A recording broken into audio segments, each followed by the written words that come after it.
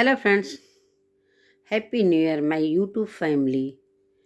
सभी को मेरी तरफ से हैप्पी न्यू ईयर और बहुत बहुत शुभकामनाएं। ये 2023 बीता और 2024 की बहुत बहुत शुभकामनाएं। आप लोगों का आने वाला साल आ गया है और बहुत अच्छा से बीते। सबकी जीवन में खुशियाँ आए, यही मेरी तमन्ना है और साथ साथ मेरे भी जीवन में खुशियाँ आएँ। तो दोस्तों, अभी मेरा तबीयत थोड़ा सा ठीक नहीं था, इसलिए मैं वीडियो नहीं ला रही थी और बहुत मतलब चाह कर भी कोई वीडियो नहीं ला पा रही थी। मन ही नहीं कर रहा था वीडियो बनाने का। तो दोस्तों, मैं बता दूं कि मैं इस साल मतलब जनवरी में 2024 आया, उसकी खुशियाँ और जो अयोध्या में रामचंद्र जी को का मंदिर का स्थापना हो रहा है उसकी खुशियाँ बहुत बहुत अच्छा लगा कि हम 2024 हम लोगों के लिए बहुत ही शुभ है। जो कि इतने दिनों से रामलला जो कि तंबू में थे और फाइनली उनका मंदिर में आना 22 जनवरी को तय हो गया, तो इसलिए बहुत खुशी हो रही है। वहाँ पर बहुत ज़्यादा भीड़ है, सारे लोग जा रहे हैं और सब जगह से मतलब फ्री जो भी है ट्रेन वगैरह सब आ रही हैं 6 दिन के लिए। मतलब सबको आने जाने के लिए, दर्शन करने के लिए उपलब्ध हुआ है, तो बहुत अच्छा लगा। तो दोस्तों, मैं बता दूं कि अभी अभी मैंने चंदा भौजी का वीडियो देखा, तो उनके जीवन में 3 खुशियाँ आई हैं। हम लोगों के जीवन में 2 खुशियाँ आई, एक 1 जनवरी जो 2024 और एक रामलला का मंदिर जो कि अयोध्या में स्थापित हो रहा है। तो ये 2 खुशियाँ हम लोगों के जीवन में बहुत ही मुश्किल से आई हैं और ये खुशियाँ 2024 के लिए बहुत बड़ी बात है हमारे लिए। सबसे बड़ी बात है, हर साल तो नया साल आता है, लेकिन सबसे ज़्यादा खुशी हो रहा है कि रामचंद्र जी का जो भी मंदिर का निर्माण हो रहा है और उसमें स्थापना होगी, तो बहुत ही खुशी की बात है कि वर्षों से कितने वर्षों से ये तमन्ना थी सभी लोगों को, कितना कुछ मतलब हुआ, लेकिन कोई नहीं इस मतलब वो हो रहा था। लेकिन हमारे मोदी जी को भी प्रधानमंत्री मोदी जी को बहुत बहुत धन्यवाद है कि उनके कार्यकाल में और उनके शासनकाल में ये हमारे राम मंदिर का निर्माण हुआ और बहुत अच्छा लगा। तो नमस्कार दोस्तों, तो चंदा भौजी के जीवन में 2-3 खुशियाँ आई हैं। एक अयोध्या का राम जो निर्माण हो रहा है उसका, जो राम मंदिर में स्थापना होगा उसका, एक न्यू ईयर का, और तीसरा विष्णु राज जेल से छूटने वाला था, लेकिन कहीं न कहीं चंदा भौजी के खुशियों पर ये पानी फेर दिया और विष्णु राज की जमानत अर्जी खारिज हो गई। उसके लिए खुशियाँ नहीं आई, जो कि आज उसकी सुनवाई थी कोर्ट में और उसको फिर से तारीख मिल गई है।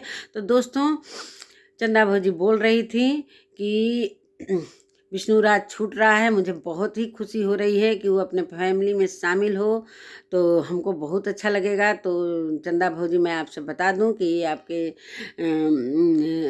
की भूल है कि जो भी कह रही हैं कि जो भी अपराधी हो वो अंदर हो और जो निरपराध हो, मतलब जो भी मालती की के जो भी मर्डर केस में नहीं हो वो छूट जाए।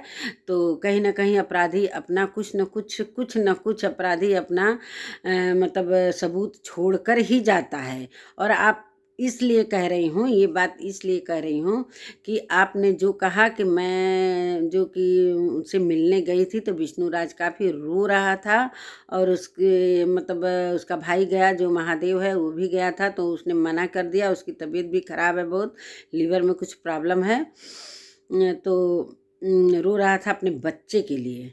अच्छा ठीक है, बच्चे के लिए तो तुम रो रहे थे, तो कहीं न कहीं यहाँ पर दोस्तों ध्यान दीजिएगा। मैं एक बात का ध्यान दी हूँ कि वो बच्चे के लिए रो रहा है, बच्चे की माँ के लिए अभी तक उसका कोई बयान नहीं आया है कि वो मालती के लिए भी रो रहा है।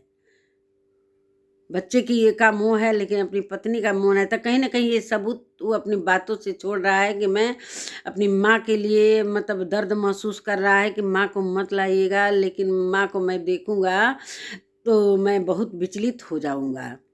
ठीक। और युवराज के लिए बहुत रो रहा है, तो युवराज की माँ के लिए क्यों नहीं रोए भाई? कहीं न कहीं सबूत, कहीं न कहीं ये मतलब हमको समझ में आ रहा है कि तुम ज़रूर अपराध किए हो। और क्या बात है कि तुम इस तरीके से बात कर रहे हो, ना पत्नी के याद में कभी रोए, सिर्फ़ युवराज और माँ के लिए क्यों? क्या तुम्हारी पत्नी अपनी पत्नी नहीं थी? उसका कोई दर्द नहीं था तुमको? कोई दर्द नहीं, तुमको इतना कमा कर दी है, इतना तुमको ऊँचाइयों तक ले गई है, लेकिन तुम एक बार भी मालती का नाम नहीं लिए, चाहे मालती के मरने पर भी तुम्हारे आँसू नहीं गिरे, जो कि तुम्हारे वीडियो जो पुलिस प्रशासन तुमको ले जा रही थी, तुम्हारे चेहरे पर ज़रा भी शिकन नहीं था, तो वो वीडियो हम लोगों को याद है। तो दोस्तों कहीं न कहीं सबूत तो छूट ही जाता है, चाहे बातों से छूटे, चाहे किसी चीज़ से छूटे। तो रात भर में क्या हुआ, क्या नहीं हुआ। और एक बात मैंने और, मेरी बातों पर आप ध्यान गौर कीजिएगा कि एक बात, जब ये मालती चौहान की मौत हुई थी, उस समय ये महादेव का कहीं पता नहीं चल रहा था कि महादेव है। मैंने इसको कहीं नहीं देखा। बहुत दिन के बाद इसका वीडियो कुछ दिन पहले अभी माँ के साथ आया है, तो ये महादेव कहाँ था अभी तक? कुछ समझ में नहीं आ रहा है कि क्या है, क्या नहीं है। लेकिन मैंने इसका वीडियो कहीं नहीं देखा, ना इसका कहीं उसके मौत में जितनी भी भीड़ लगी हुई थी, कहीं इसका चेहरा दिखाई नहीं दे रहा था। तो महादेव कहाँ था अभी तक, जो अब कुछ दिनों पहले इसका वीडियो आया है? एक भी वीडियो भी नहीं आ रहा था और मालती चौहान के लिए इंसाफ मांग रहा है। वाह, क्या बात है, क्या बात है। सारा पूड़ी पक गया और अब इंसाफ मांगने आए हो महादेव। अभी ममता चौहान का फैसला हुआ ही नहीं, तब तक मालती चौहान के मौत का फैसला आ गया। तो याद रखिए भाई, कहीं न कहीं दोषी तो नज़र में सबके है, सब कोई जानता है कि दोषी कौन है, लेकिन जब तक कोर्ट का फैसला नहीं आएगा, कोई क्लियर नहीं बता सकता है, ना कोई कह सकता है कि कौन अपराधी है। जिसके नाम से एफआईआर हुआ, वो अभी तक अरेस्ट नहीं हुआ। इस चीज़ को ऑडियंस को बहुत ही दुख है, इस चीज़ का बहुत ही दुख है। इतना बवाल हुआ गोरखपुरिया भौजी पर, इतने सारे सब केस लगा, धाराएं लगी, राधा राज पर धाराएं लगी, गोलू बेचारा अंदर है।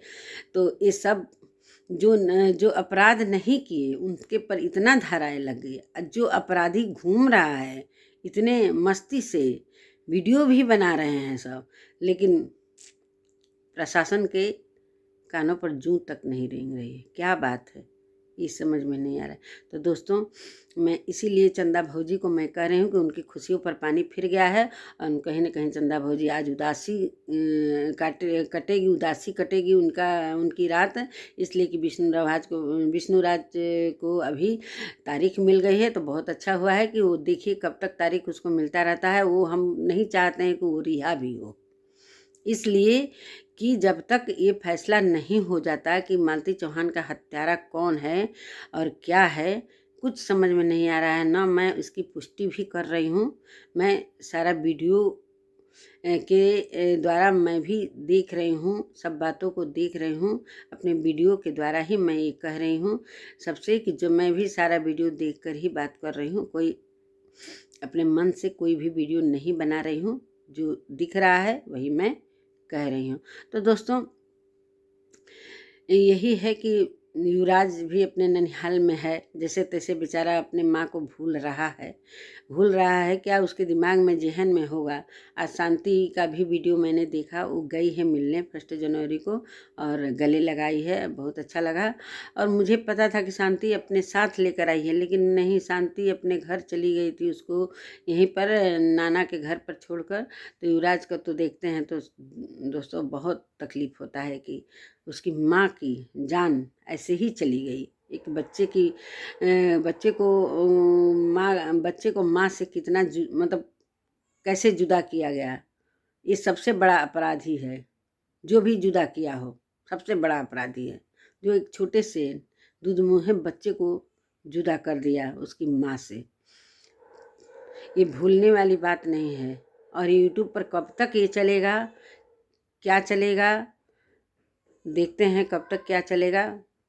तो दोस्तों फिर से मैं सभी को हैप्पी न्यू ईयर बोलती हूँ और इसी के साथ अपने वीडियो का एंड करती हूँ। तो नमस्कार।